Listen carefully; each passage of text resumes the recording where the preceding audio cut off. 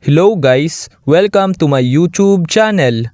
Ngayon ay tuturuan ko kayo kung paano mag-turn off ng active status sa TikTok. Una, pindutin lang ang ating TikTok application. Ayan, wait lang natin. Then ayan, kapag nandito na tayo sa TikTok, then pansinin nyo sa baba ito nakasulat na inbox, which is na ito siya. I-click nyo lang siya. Ayan, then kapag na-click nyo na, mapupunta na tayo dito sa inbox. Then makikita nyo sa upper part ito, nakasulat ay inbox ito. Itong may green, i-click nyo lang yan.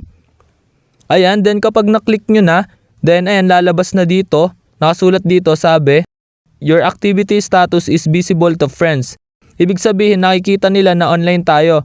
Then makikita nyo itong active status is naka-turn on. Then ayan, i-click lang natin para mag-turn off. Ayan, kung mapapansin nyo, nag-turn off na ang ating active status. Ayan, naka-turn off na siya. Kung mapapansin nyo, hindi na siya green.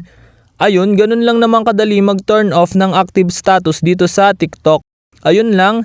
Thanks for watching. Subscribe me for more videos like this. Thank you.